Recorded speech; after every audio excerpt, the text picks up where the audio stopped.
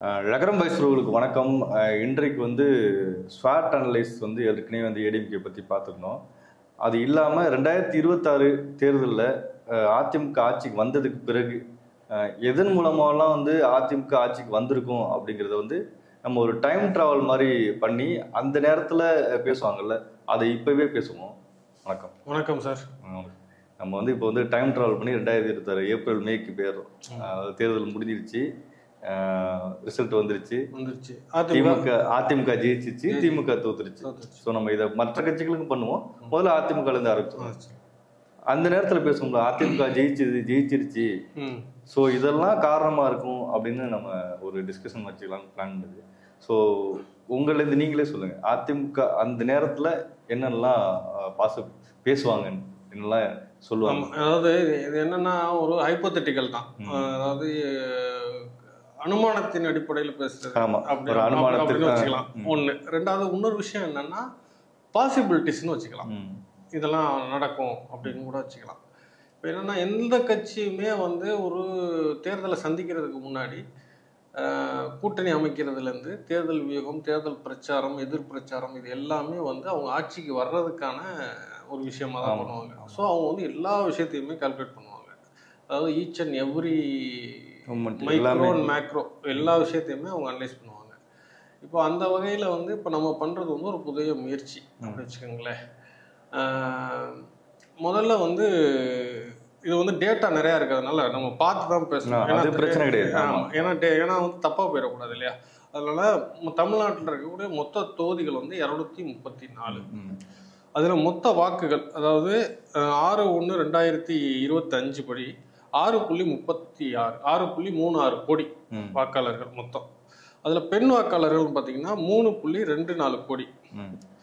ஆண் வாக்காளர்கள் வந்து பெண் வாக்காளர்களோட கம்மி, 3.11 கோடி. அதில் முதன்முறை வாக்காளர்கள், அதாவது ஃபர்ஸ்ட் டைம் அது வந்து 4.01 லட்சம்.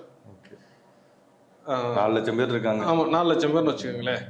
இப்போ 2021 திமுக கூட்டணி எவ்வளோ ஓட்டு வாங்கியிருக்கு அப்படின்னு பார்த்தீங்கன்னா அதாவது ஏறக்குறைய 1,01,75,00,000 ஓட்டு வாங்கியிருக்கு. அது பெர்சன்டேஜில் பார்த்தீங்கன்னா 45. திமுக கூட்டணி. ஆமாம், 45 திமுக கூட்டணி 45.70. இதை வந்து நம்ம ஸ்க்ரீன்ஷாட்டை வந்து லாஸ்ட்டில் வந்து நம்ம போடுவோம் என்னங்கிறது. அதே 2021 அதிமுக கூட்டணி, அதாவது 2021 சட்டசபை தேர்தல், சரியா? 2021 சட்டசபை தேர்தலில் அதிமுக கூட்டணி வாங்கின ஓட்டு 1,53,91,000 ஓட்டு வாங்கியிருக்காங்க. பெரிய டிஃப்ரென்ஸ் இல்லை. பெர்சன்டேஜ் பார்த்தீங்கன்னா 39.29% அவங்க வாங்கியிருக்காரு. அப்போ வந்து வாக்கு வித்தியாசம்னு பார்த்தீங்கன்னா 20,99,124 எக்ஸாக்டா டிஃபரன்ஸ்.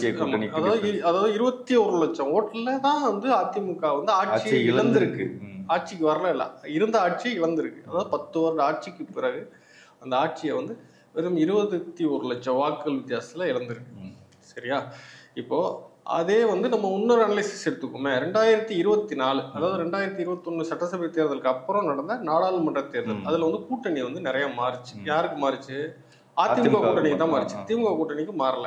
இந்த பாரிவேந்தர் மட்டும் வெளில வந்தார தவிர, ஆனா வந்து மக்கள் நீதி மையம் வந்து உள்ள போயிருக்கு. 2024 சீட்டு வாங்கல, ஆனா ஆதரவு. அப்போ வந்து திமுக கூட்டணி வாங்கின ஓட்டுன்னு பாத்தீங்கன்னா 2,04,00,000 ஓட்டுன்னு வச்சுக்கோங்க, ரவுண்ட் ஆஃபா 46.97%. அதிமுக கூட்டணி வாங்கின வாக்குன்னு பாத்தீங்கன்னா 1 கோடி வாக்கு தான் வாங்கியிருக்காங்க. பாஜக கூட்டணி வாங்கின வாக்கு, அதாவது பாஜக தனியா நிக்குது. அதிமுக பாஜக 21 இருந்து வெளில 21 ஒன்னா இருந்தாங்க, 24 வெளில வந்துடுறாங்க. 21 தேமுதிக வந்து அதிமுக கூட்டணியோட இல்ல, ஆனா 24 அதிமுக கூட்டணியில இருக்காங்க. ஸோ இது வந்து ஒரு குழப்பமான வச்சுக்கோங்க. பாஜக கூட்டணி 79 லட்சம் வாக்குகள் வாங்குறாங்க. இப்போ இதுல பெர்சன்டேஜ்னு பாத்தீங்கன்னா திமுக 47%, அதிமுக 23%, பாஜக 18%. இதுதான் வந்து இதோட கலை யதார்த்தம். ஆமா. 2024 அவங்களோட வாக்கு சதவீதம் பார்த்துட்டோமா. அடுத்து 2026 கூட்டணி எப்படி இருக்கும் அப்படின்னு பார்த்தீங்கன்னா, ஃபர்ஸ்ட் திமுக, காங்கிரஸ், விடுதலை சிறுத்தைகள், சிபிஐ, சிபிஐஎம், எம்டிஎம்கே, இன்னும் பிற கட்சிகள், சின்ன சின்ன கட்சிகள், அதாவது மனிதநேய மக்கள், எஸ்டிபி எல்லாம் போய் பார்த்துருக்காங்க, அவங்க வருவாங்கன்னு தெரியும். இது மாதிரி சின்ன சின்ன கட்சிகள். அதே மாதிரி அதிமுக கூட்டணியில் யார் யாரெல்லாம் இருக்கலாம் அப்படின்னு பார்த்தீங்கன்னா, அதிமுக, பாஜக, பாமக, தினகரனோட அம்மா மக்கள் முன்னேற்ற கழகம், ஓபிஎஸ் கட்சி கிடையாது, ஒரு தனிநபர். அவர் தேர்தலில் போட்டியிடறனால ஆதரவு வந்து நிச்சயமா கொடுத்துருவாருங்கிறது, பிஜேபிக்கு ஆதரவு கொடுத்துருவாரு. அதுக்கப்புறம் பிஜேபி கிருஷ்ணசாமி ஜான் பண்ணி அவங்களாம் வந்துருவாங்க. இவர் ஓபிஎஸ் பிஜேபிக்கு ஆதரவு கொடுக்குறாருன்னா பிஜேபி அவருக்கு என்ன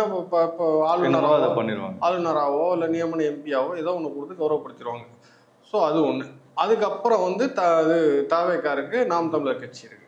சரி, அப்ப நம்ம அதிமுக பத்தி மட்டும்தான் முதல்ல அதிமுக, பிறகு இப்ப இந்த 4 கூட்டணி பத்தி நம்ம பேச போறோம். முதல்ல நம்ம இந்த எபிசோட்ல நம்ம ஒன்லி அதிமுக பத்தி மட்டும் தான் பேச போறோம். இப்போ 2024 பொது தேர்தலும் 2026 சட்டமன்ற தேர்தலும் 2024 நாடாளுமன்ற தேர்தலும் 2021 இல்ல 26 சட்டசபை தேர்தலும் ஒன்னா இருக்காது. ஏன் இருக்காதுன்னா கூட்டணி மாறிடுச்சு. சிம்பிள். இப்போ 2019 மற்றும் 2021 தேர்தலை இதுல நம்ம கணக்கில் கொள்ளக்கூடாது. என்ன காரணம் அப்படின்னா, அப்போ வந்து 2019 அதிமுக ஆட்சியில இருக்கு. 2021 தேர்தலில் அதிமுக ஆட்சி தொடரணுமா வேணாமான்னு ஒரு கேள்வி இருக்கு. அதுக்கப்புறம் 2019லயும் 2021லயும் அதிமுகவும் பாஜகவும் கூட்டணியில இருக்கு. 2024 கூட்டணி இல்ல. 2024 மோடிக்கு எதிரான மனநிலை இருந்தது. ஆனால் அது ரொம்ப தீவிரமா இல்ல. 24 2019 இருந்துச்சு, 21 இருந்துச்சு, 21 கூட இல்ல. 2019 ரொம்ப ஜாஸ்தி இருந்துச்சு. 24 அந்த அளவுக்கு மனநிலை இல்லை. அதனாலதான் 19% கிட்ட ஓட்டு வாங்குறாங்க பாஜக. தனியானா பெரிய கட்சிகள் எதுவும் இல்லாம ஒன்லி பாமக மட்டும் தான் சொல்லிக்கிற மாதிரி கட்சி. அப்படி இருந்தும் 19% கூட்டணியா வாங்குறதுங்கிறது ஒரு பெரிய விஷயம் தான். அது குறிப்பா அது என்னன்னா அண்ணாமலையாலையும் அது பாசிபிலிட்டிஸ். ஆமா. அதே மாதிரி 2024 ஓபிஎஸ் வந்து இபிஎஸும் ஒன்னா இல்ல, வெளில வந்துடுறாரு. 21 ஒன்னா இருக்காங்க. அப்புறம் தினகரன் மற்றும் ஓபிஎஸ் வந்து பாஜக கூட்டணியில இருக்காங்க 24. 2024 இன்னொரு பெரிய விஷயம் என்னன்னா, விஜய் வந்து கட்சி ஆரம்பிச்சிட்டாரு. ஆனா தேர்தலில் போட்டி போடல. இந்தியா முழுக்கும் இந்தியா கூட்டணின்னு ஒண்ணு உருவாயிருச்சு. ஆமா. சோ இது எல்லாமே வந்து இந்த 2024 தேர்தல் நடந்த டெவலப்மெண்ட். 21 இருந்ததுக்கும் 24 இருக்கிறதுக்கு முன்னாடி வித்தியாசம் பாருங்க. இதெல்லாம் வித்தியாசம். அதனால நடக்க போற 2026 சட்டமன்ற தேர்தலை இதற்கு முன்னாடி நடந்த எந்த தேர்தலோட கம்பேர் பண்ணவே கூடாது. First point. 19, 21, 24 19, 21, 24 அதாவது கலைஞர், அம்மையார் ஜெயலலிதா இவர்கள் மறைவுக்கு பின்னாடி நடந்த 19, 21, 24 இந்த தேர்தலோடையும் 26 தேர்தலை கம்பேர் பண்ணவே கூடாது. அப்போ எந்த அடிப்படையில் 26 தேர்தலில் நம்ம கனெக்ட் பண்ணணும் அப்படிங்கிறது ஒரு $1 மில்லியன் கொஸ்டின். இப்போ நம்ம கற்பனையில அதிமுக ஆட்சிக்கு வந்துருச்சுங்க. எடப்பாடியார் வந்து இப்போ நாளை காலையில வந்து முதலமைச்சரா பதவி ஏற்க போறாரு. அதானே கணக்கு. அப்படிதான் பேச போறோம். அது கூட்டணி ஆட்சியா இல்ல அதிமுக தனியா ஆட்சி அமைக்குது. அதுதான் நம்ம கற்பனைங்கிறத தாண்டி ஒரு அசம்ஷன். அதுக்கு வந்து என்னென்ன காரணம், எதை வந்து நம்ம வந்து 26 தேர்தலில் எடுத்துக்கலாம் அப்படின்னு பாத்தீங்கன்னா, டிஎம்கே மேல மக்களுக்கு இருக்கக்கூடிய அதிருப்தி அது எந்த அளவுக்கு இருக்கு. எந்த கட்சி ஆட்சியில இருந்தாலும் எந்த கட்சி காமராஜர் ஆட்சியில் இருந்தாலும் காமராஜர் தோத்தாரு. ஆமா, எதிர்நிலை இருக்கு. எம்ஜிஆரே வந்து நாடாளுமன்ற எம்ஜிஆர் தோக்கலமாங்க. எம்ஜிஆர் நாடாளுமன்ற தேர்தலில் பெரிய தோல்வியை சந்திச்சிருக்காரு. அதுக்கப்புறம் வந்து விஜய் கட்சியோட தாக்கம் எந்த அளவுக்கு இருக்கு. அப்புறம் ஆளுங்கட்சி எம்எல்ஏக்கள் மற்றும் எம்பிக்களோட லோக்கல் இஷ்யூஸ், அந்த தொகுதி சார்ந்த இஷ்யூஸ்ல எப்படி இருக்காங்க. மினிஸ்டர்ஸ் எம்எல்ஏக்கு மேல குற்றச்சாட்டு, மினிஸ்டர்ஸ் மேல குற்றச்சாட்டு. இல்ல நான் சொல்றேன் லோக்கலா மினிஸ்டர் அந்த தொகுதியோட எம்எல்ஏ. ஆமா. அதே மாதிரி எம்பி 40 பேரும் அவங்க தான். அப்போ அவங்களோட நல்லதோ கெட்டதோ அது வந்து தாக்கத்தை ஏற்படுத்தும். அதுக்கப்புறம் திமுக அரசு செயல்படுத்திய நிறைய மக்கள் நல திட்டங்கள் சரியோ தப்போ நிறைய பண்ணியிருக்காங்க மக்கள் நல திட்டங்கள். அது வந்து எந்த அளவுக்கு மக்கள்கிட்ட சென்றடைஞ்சிருக்கு, அதனால ஏமாற்றம் அடைஞ்சவங்க தனவங்க லாபம் நிறைய பேர். அப்புறம் கட்சிகளுக்கிடையே புதிய பழைய கூட்டணியின் பலவீனம். அதாவது புதுசாக வந்ததுனால பலமாக இருக்கும், இல்லை புதுசாக வந்ததுனால பலவீனமாக இருக்கும், இல்லை விலகுனதுனால பலமாக இருக்கும், இல்லை விலகுனதுனால பலவீனமாக இருக்கும், எப்படி வேணா இருக்கலாம். இது எல்லாமே இப்போ 4 முனை ஏற்பட்டு 2026 தேர்தலில் 4 கோடி ஓட்டு பதிவாகுதுன்னு வச்சுங்க. மொத்த ஓட்டுல 4 கோடி ஓட்டு பதிவாயிருக்கு. 4 முனை போட்டி என்னென்ன? திமுக கூட்டணி, அதிமுக கூட்டணி, நாம் தமிழர், விஜய், தாவேகா, இவங்க 4 பேரும் கூட்டணி. இந்த 4 கூட்டணியும் நிற்கிது எலெக்ஷன்ல. 4 கோடி மக்கள் ஓட்டு போட்டாங்க அப்படின்னு நீங்க கணக்கு பண்ணீங்கன்னா, இப்போ வந்து இதுல வந்து சீமான், விஜய் இவங்க 2 பேரும் வர்ற தேர்தலில், அதாவது இப்போ நடந்து முடிஞ்ச தேர்தலில் ஆட்சியை பிடிக்கல. ஏன்னா அவங்களுக்கு வந்து சீமான் அவர்களுக்கு வந்து 6லேருந்து 8% ஓட்டு கிடைக்கும். இது ஆப்ஷன் 1. ஆப்ஷன் 2 பார்த்தீங்கன்னா 4 முதல் 6% ஓட்டு கிடைக்கும். உங்க கணிப்பு? ஆமா, அது இல்லை, நீங்க கணிப்புனா அதிமுக ஆட்சி வந்துருச்சு அப்படி வச்சுக்கோங்க. அதுக்கப்புறம் விஜய் வந்து 5லேருந்து 7% ஓட்டு எடுப்பார் ஆப்ஷன் 1ல. ஆப்ஷன் 2ல 7லேருந்து 10% ஓட்டு எடுப்பார். அதாவது அவர் இறங்கி வேலை பார்க்கறது பொறுத்து மினிமம் 5%ங்கிறது விஜய்க்கு வந்து ஸ்டாண்டர்டாக இருக்க வாய்ப்பு இருக்கு. அதுக்கப்புறம் பேலன்ஸ் வந்து இவங்க 2 பேரும் எடுத்துக்கிட்டது போக பேலன்ஸ் வந்து 4 கோடி ஓட்டுல 3 கோடியே 40 லட்சம் ஓட்டு இருக்கு. அது வந்து அதிமுக திமுக கூட்டணி ஷேர் பண்ணிக்கணும். கரெக்டா? ஆமா. இப்போ இதுல விஜய் வாங்க போற ஓட்டு இருக்குல்ல, அதான் பெரிய டேர்னிங் பாயிண்ட். அதாவது அதிமுக ஆட்சிக்கு வந்ததுக்கு பெரிய முக்கியமான காரணம் வரும். என்ன அப்படின்னா, திமுக அதிமுக நாம் தமிழர் கட்சியை பிடிக்காதவங்க வந்து விஜய்க்கு ஓட்டு போறாங்கன்னு வச்சுக்கோங்களேன். அது வந்து ஒரு 8 லட்சம் பேர் ஓட்டு போடுறாங்க விஜய். அதே மாதிரி ஃபர்ஸ்ட் டைம் ஓட்டர்ஸ் இருக்காங்கல்ல, அவங்கள ஒரு 1.5 லட்சம் பேர் வந்து விஜய்க்கு ஓட்டு போட்டிருப்பாங்க. 21 வயசுலேருந்து 45 வயசுல வரைக்கும் கூட பெண்கள் இருக்காங்கல்ல, அதுல வந்து 10 கணிசமான வாக்குகள் வந்து விஜய் வாங்குறாரு. 10 லட்சம் ஓட்டு வாங்குவார். அதுக்கப்புறம் அதிமுகவோட வந்து விஜய் வந்து எவ்வளோ ஓட்டை பிடிப்பாருன்னா ஒரு 5லேருந்து 6 லட்சம் ஓட்டை வந்து விஜய் பிரிக்கிறதுக்கு வாய்ப்பு இருக்கு. மற்ற கட்சியில் இருக்காங்கல்ல, அவங்கள்ட்ட இருந்து எவ்வளோ ஓட்டு பிடிப்பாருன்னா ஒரு 6.5 லட்சம் ஓட்டு மற்ற கட்சிகள்ட்ட இருந்து அவர் வாங்குறதுக்கு வாய்ப்பு இருக்கு. இதுல திமுக வந்து விஜயோட காரணத்தினால இழக்க போற ஓட்டுன்னு பாத்தீங்கன்னா 14 லட்சம் ஓட்டு வந்து திமுக கூட்டணி வந்து இழக்க போகுது. அதனாலதான் திமுக பதறுது. ஆமா, இழக்க போகுது. அதே மாதிரி அதிமுக மீதான அதிருப்தியின் காரணமா விஜய்க்கு வந்து ஒரு 16 லட்சம் ஓட்டு வாய்ப்பு இருக்கு. அதாவது அரசின் மீது நம்பி அதாவது ஆன்டி இன்கம்பன்சின்னு சொல்றோம்ல, 16 லட்சம் ஓட்டு அப்படின்னு வச்சுக்கோங்களேன். 4 லட்சம் ஓட்டுல 16 லட்சம் ஓட்டுங்கிறது ஒரு 2% தான். 2% கூட கிடையாது, 2%க்குள்ள தான். அது நிச்சயமா அதிருப்தி இருக்க தான் செய்யும். அப்போ 16 லட்சம் ஓட்டு இழப்பு. அப்புறம் எம்எல்ஏக்கள் எம்பிக்கள் லோக்கல் இஷ்யூஸ் சொன்னோம் இல்லையா, அதனால ஒரு 10 லட்சம் ஓட்டு வந்து போறதுக்கு வாய்ப்பு இருக்கு. இப்போ இந்த நெகட்டிவ் ஓட்ஸ் எல்லாத்தையும் சேர்த்தீங்கன்னா 20 லட்சம் ஓட்டு வந்து விஜய் வாங்குவார் நினைக்கிறீங்க? விஜய் இல்ல, திமுக இழக்க போகுது. விஜய்னால வந்து 14 லட்சம் ஓட்டும், அரசின் மீது நம்பிக்கை இல்லாம ஒரு 16 லட்சம் ஓட்டும், எம்எல்ஏக்கள் எம்பிக்களோட அதிருப்தி காரணமா ஒரு 10 லட்சம் ஓட்டு இழக்க போகுது. இப்போ இந்த 20 லட்சம் ஓட்டு தான் 2021ல ஒரு டிஃபரன்ஸ் வந்துச்சு. இப்போ இதுல அதிமுக எவ்வளவு இழக்க போகுது விஜய்னால அப்படின்னு பாத்தீங்கன்னா ஒரு 6 லட்சம் ஓட்டு இழக்க போகுது. ஆனா தினகரன் இவங்கெல்லாம், சசிகலா இவங்களோட ஆதரவெல்லாம் வந்து இவங்களுக்கு அதிமுக கூடுதலாக கிடைக்கிறதுனால தென் தமிழகத்தில் அதிமுக இழந்த வாக்குகள் வந்து திருப்பி கிடைக்கும். இப்போ இது எல்லாத்தையும் பார்த்து கடைசியாக வந்து கால்குலேட் பண்ணி பார்த்தீங்கன்னா திமுகவுக்கும் அதிமுகவுக்கும் 2% வித்தியாசத்தில் இருக்கும். அதாவது அதிமுக வந்து ஒரு நிமிஷம் இருங்க, 1,68 லட்சம் 1,68 லட்சம் வாக்குகள், அதாவது 42% வந்து ஓட்டு வாங்கும். திமுக வந்து 40% ஓட்டு வாங்கும். ஸோ 2 பேருக்கும் 2% டிஃபரன்ஸ் வரும். நான் சொல்றது கூட்டணி, 2 கூட்டணிக்கு 2% டிஃபரன்ஸ் வரும். இதில் என்னன்னா எல்லாருமே திரும்ப திரும்ப திரும்ப திரும்ப சொல்றது தான், இப்போ வந்து அதிமுக இருக்கிற நிலைமையில திமுக இருக்கும். அதாவது 75-80 சீட்ல ஒரு வலுவான எதிர்கட்சியா இருக்கும். திமுக இருக்கிற இடத்துல அதிமுக இருக்கும். இதுதான் வந்து இப்போதைய கருத்து கல யதார்த்தம் இப்படிதான் இருக்கு. அதாவது இதை வந்து நம்ம வந்து எந்த ஒரு சார்புலையும் சொல்லலை. ஏன்னா இது வந்து ஃபேக்ட். இப்போ என்னன்னா நீ வந்து ஜென்ரலாக வந்து ஃபர்ஸ்டே நம்ம பேசணும், டைம் மிஷினில் போய் நம்ம போய் பார்க்குறோம், அங்கே வந்து நடக்குது அப்படின்னு பேசுகிறோம். ஆனால் இதுதான் நடக்கும் அப்படிங்கிறது வந்து ஒரு யதார்த்தம். அது 2021 கணக்கு வச்சு பார்த்தாலே நம்மளுக்கு அதோட 2021, 2024, 2026. அதாவதுங்க ரொம்ப சிம்பிளுங்க. பிஜேபி வந்து ஏடிஎம்கேட சேர்ந்தது மைனஸா அப்படின்னா மைனஸ் தான். அப்போ மைனஸ், இப்போ மைனஸ் தான். அதான் சொல்கிறேன், இப்போ மைனஸ் தான். ஆனால் என்ன அப்படின்னா சிறுபான்மையினர் ஓட்டு வந்து வராது.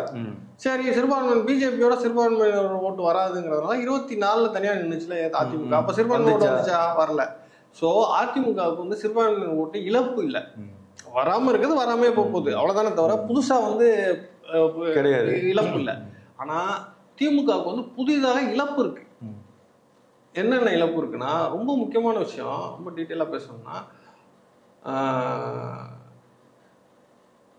ஆட்சி மீதான அதிருப்தி, அது எல்லாருமே சொல்ற விஷயம் ஒன்று. ரெண்டாவது வந்து இந்த லோக்கல் எம்எல்ஏ எம்பிகளோட செயல்பாடுகள், அதுக்கப்புறம் வந்து கவுன்சிலர்ஸோட அட்ராசிட்டிஸ், அதுக்கப்புறம் லோக்கல் இஷ்யூஸ், கட்சிக்காரன்னு சொல்லிட்டு கட்டா பஞ்சாயத்து பண்ணுற இஷ்யூஸ், அதுக்கப்புறம் வந்து இந்த ஊழல், டாஸ்மாக், அது இதுன்னு புதுசாக வரக்கூடிய ஊழல்களோட மக்கள் பேசுகிற விஷயம், அது எல்லாத்தையும் தாண்டி விஜய் வாங்க போகிற ஓட்டு இருக்குல்ல, அதை வந்து எல்லாரும் நீ எப்படி அனாலிட்டிக்கலாக ஒவ்வொருத்தரும் ஒவ்வொரு ஸ்டாட்டிஸ்டிக்ஸ் சொன்னாலும், நம்ம நேற்று பேசிக்கிட்டோம் இல்லையா, நம்மளோட இது என்ன அனாலிட்டிக்ஸ் என்ன சொல்லுதுன்னா, விஜய் வாங்க போற பெண்கள் ஓட்டு இருக்குல்ல, அதுல கணிசமான ஓட்டு வந்து அதிமுக போன ஓட்டு. அதாவது 21லையும் 24லையும் திமுகவுக்கு போன ஓட்டுல கணிசமான வாக்குகளை வந்து விஜய் வாங்க போறாரு. அது யதார்த்தம்.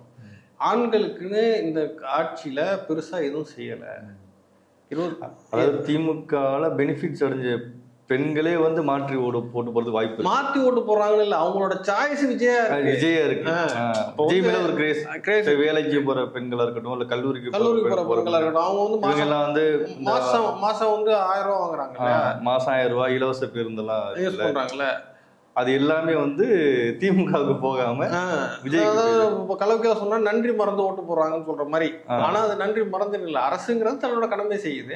ஆனா அவங்களோட சாய்ஸ் என்ன, அவங்க யாருக்கு ஓட்டு போட போறாங்க அப்படிங்கறது அவங்களோட சாய்ஸ். ஸ்டாலினா விஜயான்னு பார்க்கும்போது விஜய் மேல அவங்களுக்கு ஒரு கிரேஸ், ஒரு அது பிடிச்சிருக்கு. அதான் வந்து விஜய் வந்து என்ன அப்படின்னா, விஜய் வந்து ஸ்பாயிலர். அவர் வந்து ஒரு வெற்றியை தடுக்கிற ஒரு ஸ்பாயிலர்.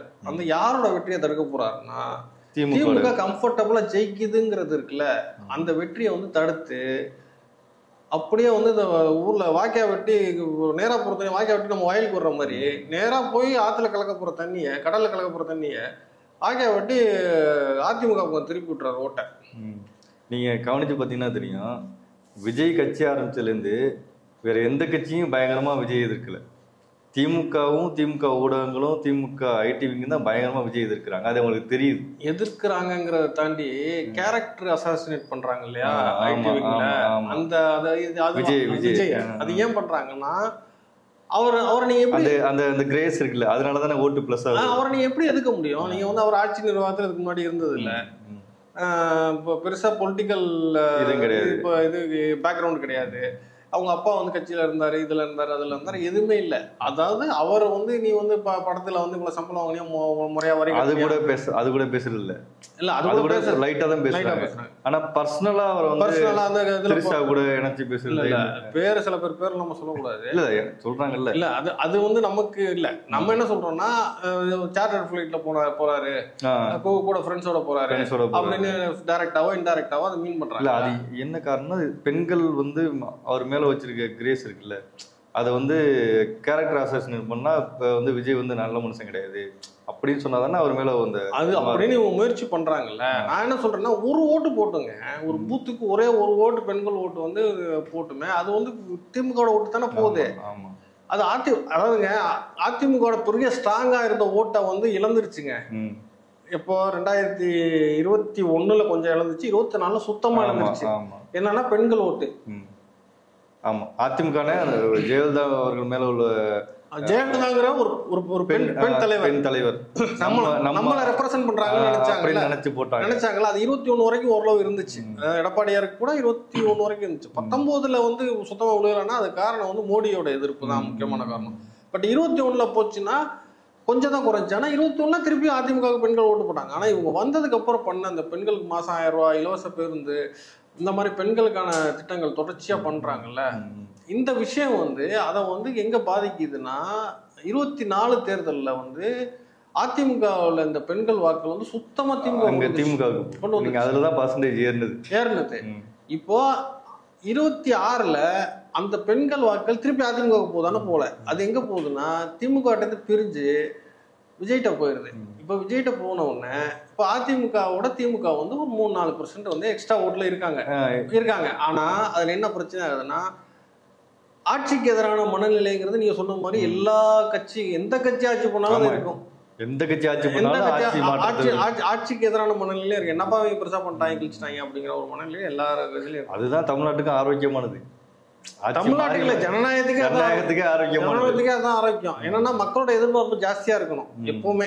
எந்த ஆட்சி இருந்தாலுமே மக்கள் ஒரு கட்சி ஆட்சி வரும்போது நாங்க இதோட பெட்டரா பண்றோம் டெவலப்மெண்ட் போயிட்டே இருக்கும். தமிழ்நாடு அதை நீங்க சொன்ன மாதிரி தமிழ்நாடு அதனாலதான் டெவலப்மெண்ட் நோக்கி போயிட்டே இருக்கு. அப்பா உனக்கு நீ என்னப்பா நீ மிக்சி கிரைண்டர் கொடுக்குறியா, நீ கலர் டிவி கொடுக்குறியா, நான் மிக்சி கிரைண்டர் கொடுக்குறியா, பெண்கள் காலேஜுக்கு போனா லேப்டாப் தரேன், நீ லேப்டாப் கொடுக்குறியா, பெண்கள் காலேஜுக்கு போனா மாசம் 1000 ரூபாய் தர்றேன், பெண்கள் வந்து வேலைக்கு போறாங்க, வீட்டு வேலைக்கு போறாங்க, சாஃப்ட்வேர் வேலைக்கு போறாங்க, எந்த வேலைக்கு போனாலும் அவங்களுக்கு பஸ் ஃப்ரீ. ஸோ இந்த மாதிரி டெவலப்மெண்ட் போயிட்டே இருக்கு பாருங்க. இது வந்து மற்ற ஸ்டேட்ல நீங்க பார்க்க முடியாது. அப்போ இந்த ஆட்சிக்கு எதிரான மனநிலைங்கிறது இப்போ ஒரு அடுத்த தேர்தல் அறிக்கையில் இவங்க என்ன சொல்லுவாங்க, நாங்க 2000 ரூபாய் தரோம்பாங்க.